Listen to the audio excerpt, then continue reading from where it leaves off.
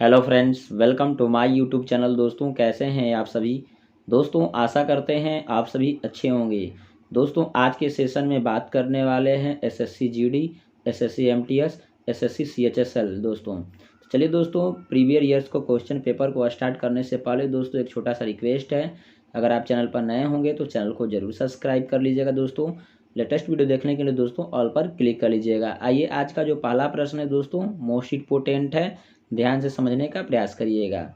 करा दोस्तों, संगीत कान। संगीत का जो संबंध है दोस्तों कान से है, तो उसी प्रकार से नृत्य का संबंध किससे होगा। यानी यहाँ पर वाट दे रखी है, वाट का मान क्या होगा। ठीक है दोस्तों, यानी हम कह सकते हैं दोस्तों जिस तरह से संगीत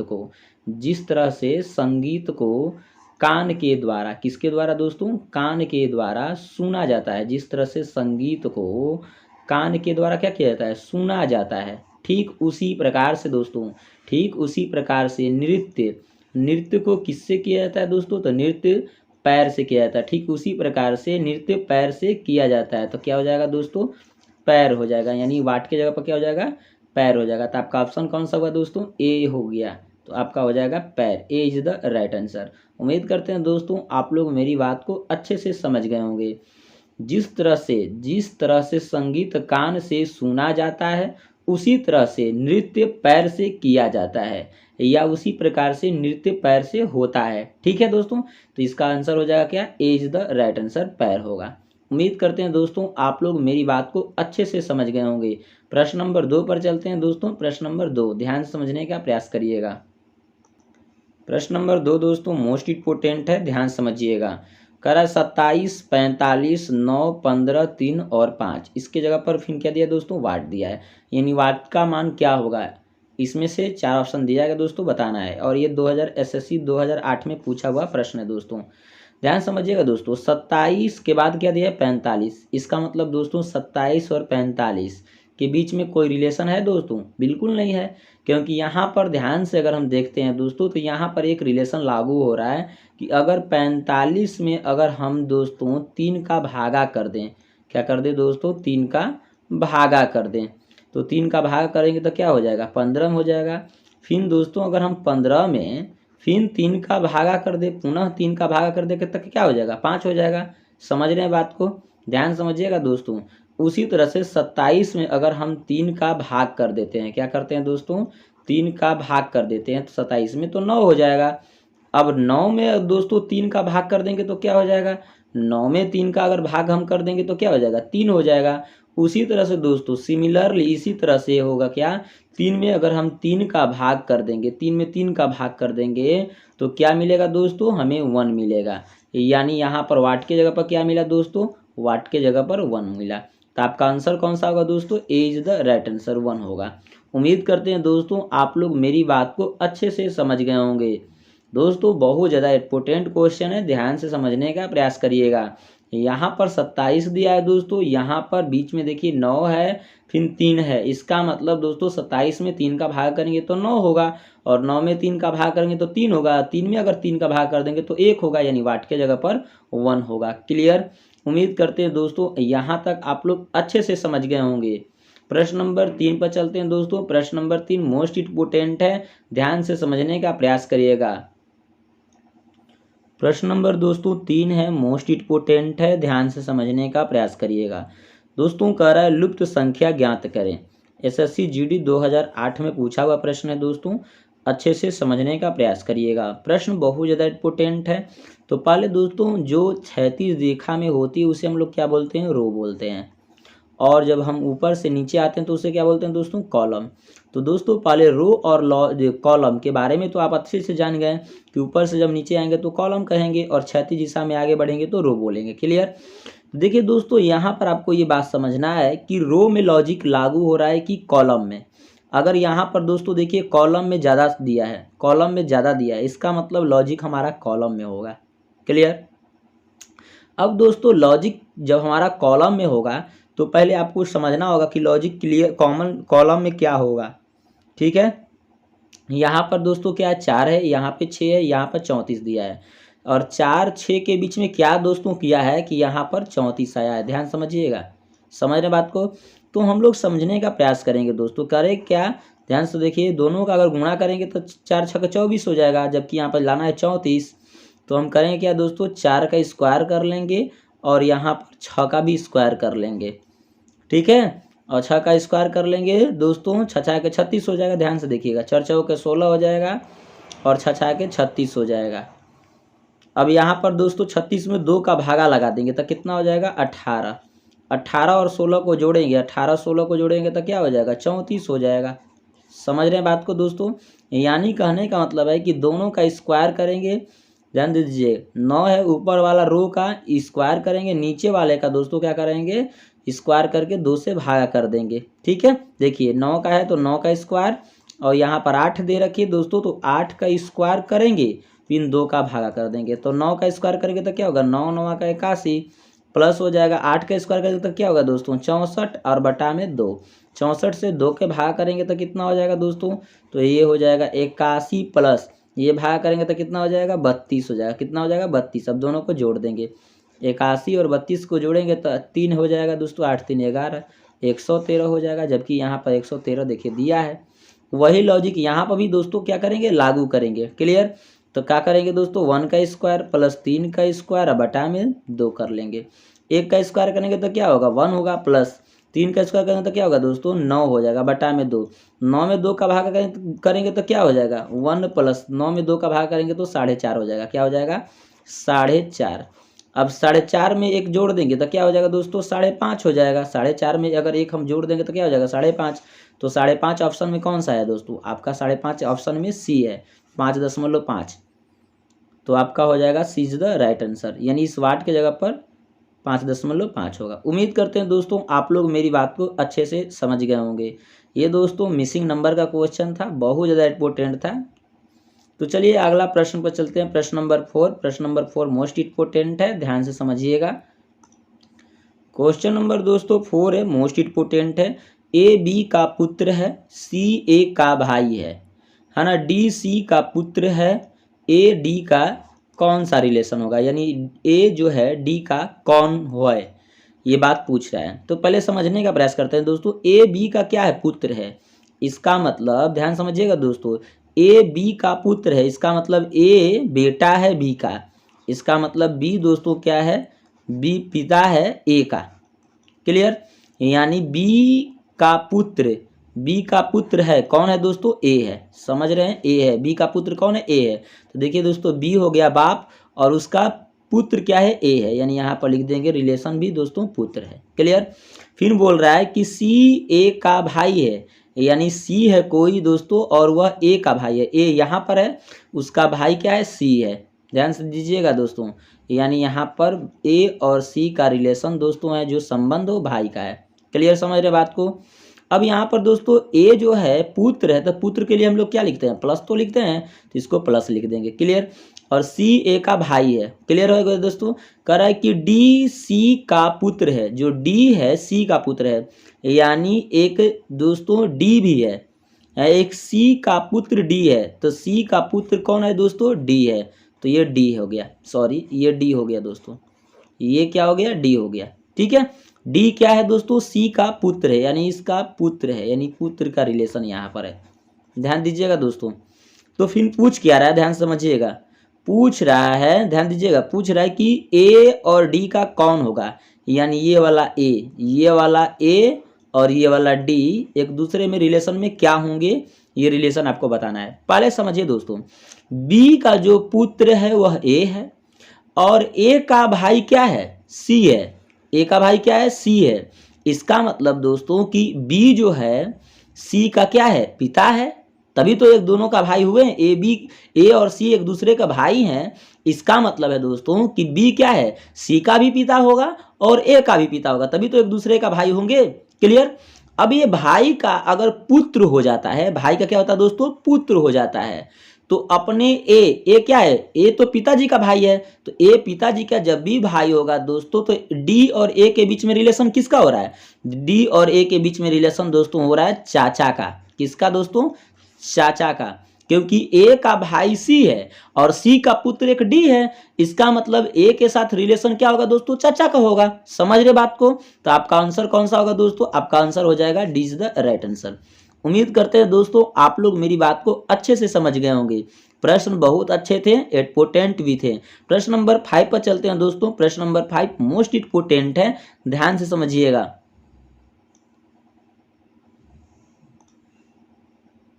प्रश्न नंबर दोस्तों 5, यदि प्लस का अर्थ गुना है, यानी जो प्लस है दोस्तों उसका अर्थ क्या समझना है हमको, गुना समझना है। क्लियर। माइनस का अर्थ भाग है, यानी माइनस जो है दोस्तों उसे क्या समझना है, हमें भागा समझ लेना है। ठीक है, माइनस का जो अर्थ है वो क्या है, भागा है। गुणा का अर्थ प्लस है, यानी जहां पर गुणा दिया होगा वहां पर क्या लिखेंगे दोस्तों, प्लस लिख देंगे।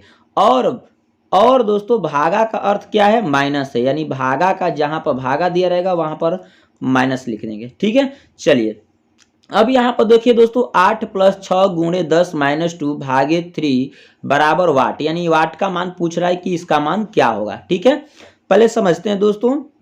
यहाँ पर क्या दिया, 8 दिया तो 8 लिख देंगे दोस्तों। प्लस देखिए, प्लस को क्या लिख रहा है, गुणा लिख रहा है तो लिख देंगे गुणा 8 × 6।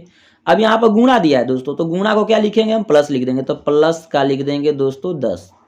माइनस दिया है बीच में, तो माइनस को हम लोग क्या लिख रहे हैं, भागा, तो भागा लिख देंगे दोस्तों 2। और यहाँ पर भागा है तो भागा को क्या लिखेंगे, माइनस, तो -3 बराबर क्या हो जाएगा, वाट हो जाएगा। समझ रहे हैं दोस्तों। आइए अब यहाँ पर देखिए दोस्तों क्या गुणा है, 8 × 6 क्या हो जाएगा, 48 हो जाएगा। प्लस का 10 है तो लिख देंगे 10 भागे 2 और -3 बराबर वाट। क्लियर।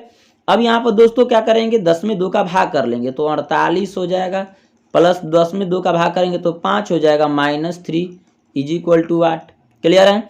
अब दोस्तों करना क्या है, इसमें इसको घटा लेंगे तो क्या बचेगा, 2, यानी 48, इसमें 5 में अगर 3 घटा लेंगे तो 2 हो जाएगा, यानी वाट। तो यानी वाट के जगह पर क्या हो जाएगा, 48 में 2 जोड़ देंगे तो क्या हो जाएगा, 50 हो जाएगा। तो आपका आंसर कौन सा हो जाएगा दोस्तों, आपका आंसर हो जाएगा सी इज द राइट आंसर। उम्मीद करते हैं दोस्तों आप लोग मेरी बात को अच्छे से समझ गए होंगे। बात समझ में आया दोस्तों तो एक प्यारा सा लाइक कर दीजिएगा, चैनल को जरूर सब्सक्राइब कर लीजिएगा दोस्तों। प्रश्न नंबर दोस्तों 6 है, मोस्ट इंपोर्टेंट है, ध्यान समझिएगा। करा इस चित्र में त्रिभुज की संख्या ज्ञात करें। दोस्तों एक फिगर दिया है, अब इस फिगर में ट्रायंगल का संख्या बताना है, यानी नंबर ऑफ ट्रायंगल बताना है कि इस त्रिभुज में इस फिगर में कितने त्रिभुज हैं। ठीक है, तो देखिए दोस्तों इस तरह का जब भी इमेज आता है ना तो हम लोग क्या करते हैं, काउंटिंग कर लेते हैं। कैसे दोस्तों, ध्यान समझिएगा। इसका ट्रिक होता है जैसे 1 2 3 और 4। ठीक है दोस्तों, करते क्या है दोस्तों, 1 है तो 1 + 2 + 3 + 4। अब टोटल को जो दोस्तों क्या करेंगे, सबको ऐड कर देंगे, तो 4 में 3 जोड़ेंगे तो 7, 7 में 2 जोड़ देंगे तो 9, 9 में 1 जोड़ देंगे तो 10 हो जाएगा। यानी इसमें टोटल त्रिभुजों की संख्या कितनी है दोस्तों, 10 है। तो आपका ऑप्शन कौन सा होगा दोस्तों, सी इज द राइट आंसर, 10 होगा। उम्मीद करते हैं दोस्तों आप लोग मेरी बात को अच्छे से समझ गए होंगे। जब भी इस तरह का दोस्तों क्या होता है, त्रिभुज दिया होता है और पूछता है कि इसमें त्रिभुजों की संख्या क्या होगी, तो इस प्रकार के लॉजिक को समझना है आपको दोस्तों। बस क्या करना है, काउंटिंग कर लेना है, सबको 1 2 3 4 कर लेंगे और सबको दोस्तों क्या करेंगे, बीच में प्लस लगाकर जोड़ देंगे। तो 1 + 2 + 3 + 4। अब सबको क्या किए दोस्तों, जोड़ देता, 4 में 3 जोड़ देंगे तो 7 हो जाएगा, 7 में 2 जोड़ देंगे तो 9 हो जाएगा, 9 में 1 जोड़ देंगे तो 10 हो जाएगा। तो टोटल त्रिभुजों की संख्या कितनी हुई दोस्तों, इसमें 10 हो गई। तो आपका आंसर कौन सा हुआ दोस्तों, सी हो गया, सी इज द राइट आंसर। उम्मीद करते हैं दोस्तों आप लोग मेरी बात को अच्छे से समझ गए होंगे। प्रश्न नंबर दोस्तों 7 है, मोस्ट इंपोर्टेंट है, ध्यान समझिएगा। करा दिए गए शब्दों को सार्थक अनुक्रम में सजाएं। दोस्तों कुछ शब्द दिया है और उनके सार्थक अनुक्रम में क्या करना है, उनको सार्थक अनुक्रम में सजा देना है। ठीक है, देखिए दोस्तों पहला में दिया है क्या, ब्रेक डाउन, दूसरा में दिया है वर्कशॉप, तीसरा में दिया है मोटर कार, चौथा में दिया औजार और पांचवा में दिया है मैकेनिक। ठीक है, जब भी इस तरह का दिया होता है दोस्तों तो करते क्या है, पहले हम समझने का प्रयास करते हैं कि सबसे पहले क्या आया होगा। तो सबसे पहले देखिए दोस्तों मोटर कार आया होगा, क्या आया होगा, मोटर कार। क्योंकि दोस्तों मोटर कार अगर नहीं होगा तो फिर मिस्त्री कहाँ से होंगे, यानी मैकेनिक कहाँ से होंगे, हो पाएंगे मैकेनिक, नहीं हो पाएंगे। इसका मतलब कि पहले मोटर कार आया। अब मोटर कार आया तो मोटर कार में क्या होता है दोस्तों, मोटर कार में क्या होता है, क्या होता है, ब्रेक होता है, ब्रेक डाउन। तो लिख देंगे क्या दोस्तों, ब्रेक डाउन। यानी मोटर कार है तो मोटर कार में क्या होता है, ब्रेक डाउन होता है। ठीक है, जब ब्रेक डाउन होगा तो क्या करने के लिए जाएगा दोस्तों, ब्रेक जब डाउन हो जाएगा तो क्या करने के लिए जाएगा, वर्कशॉप करने जाएगा। यानी वर्क का मतलब कारखानाओं में जाएगा। ठीक है, वर्कशॉप। तो लिख देंगे वर्कशॉप, ठीक है, वर्कशॉप, ठीक है। अब क्या होगा दोस्तों, जब वर्क और शॉप जाएगा तो उसके बाद वहाँ पर मैकेनिक क्या करेंगे, उसको मैकेनिक होंगे तो मैकेनिक करें क्या, पहले तो औजार रहेगी तभी तो बनेगी। औजार का मतलब दोस्तों हथौड़ी, पेचकस, पिलास, ये सब क्या होते हैं, औजार होते हैं मैकेनिक का। तो औजार क्या होगा, औजार, यानी उसके बाद औजार होगा। औजार के बाद दोस्तों क्या होगा, मैकेनिक होगा। औजार के बाद क्या होगा दोस्तों, मैकेनिक, क्या होगा, मैकेनिक। अब देखिए दोस्तों मोटर कार कितने नंबर पे है, तो मोटर कार दोस्तों कितने नंबर पे है, तो 3 नंबर पर है, ठीक है। तो यहाँ पर हो जाएगा क्या, 3। अब ब्रेक डाउन, ब्रेक डाउन कितने पर, 1 है तो 1 हो जाएगा। यहाँ पर वर्कशॉप कितने पर, 2 दोस्तों, और औजार 4 पर है और मैकेनिक 5 पर है, यानी यहाँ पर 3 1 2 4 5, 3 1 2, 3 1 2 तो दोस्तों इसमें दिया ही नहीं है, दोनों गलत।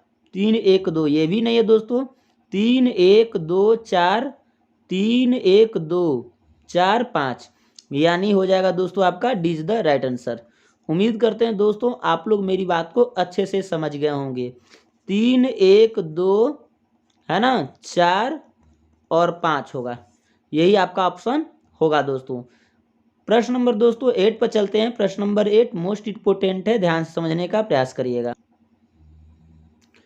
प्रश्न नंबर दोस्तों 8 है, मोस्ट इंपोर्टेंट है, ध्यान समझिएगा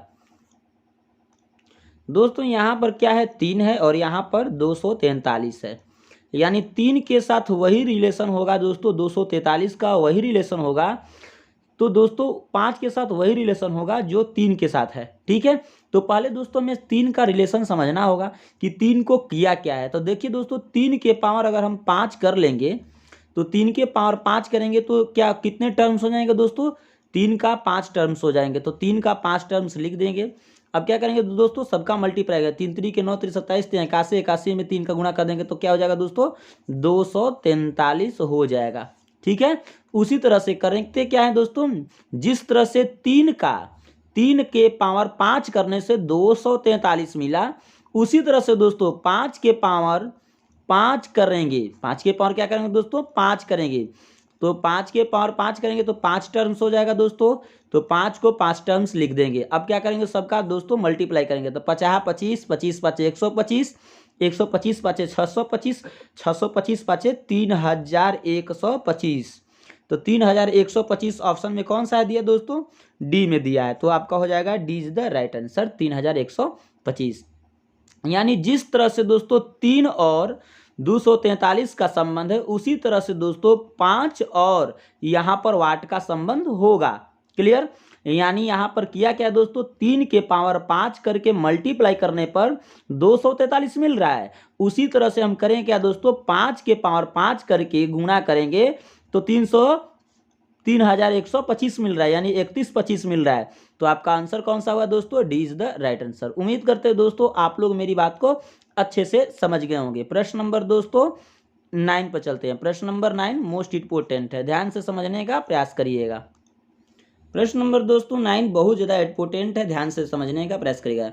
देखिए दोस्तों यहाँ पर अल्फाबेटिकल के यस है तो यहाँ पर आर है, इसका मतलब दोस्तों यस जो होता है, यस के बाद अगर आर आया है, इसका मतलब है कि दोस्तों यहाँ पर यस में से माइनस अगर हम 1 कर देंगे तो आर हो जाएगा।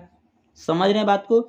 अब यहाँ पर देखिए दोस्तों यच है, यच के बाद इधर क्या दिया है दोस्तों, यच के बाद इधर आई दिया है। इसका मतलब देखिए दोस्तों यच जो होता है, यच के बाद अगर आई आए तो 1 प्लस करना पड़ता है, तभी तो आई आएगा। समझ रहे बात को ना। अब यहाँ पर क्या दिया दोस्तों, आई दिया है और यहाँ पर क्या ले आना है, जेड लाना है। तो 1 प्लस करेंगे तो जेड आ जाएगा, आई जे एच आई। समझ रहे बात को ना। अब यहाँ पर आर यस, आर के बाद क्या आता है यस, इसका मतलब -1 करेंगे यस में से तो आर आ जाएगा। तो उसी तरह से दोस्तों सेम लॉजिक इसमें भी सोचेंगे, जिस तरह से यस एच आई का लॉजिक आर आई जे के साथ हुआ, उसी तरह से दोस्तों क्यू जे और के का रिलेशन भी सोचेंगे। तो करेंगे क्या दोस्तों, क्यू में हम -1 कर लेंगे।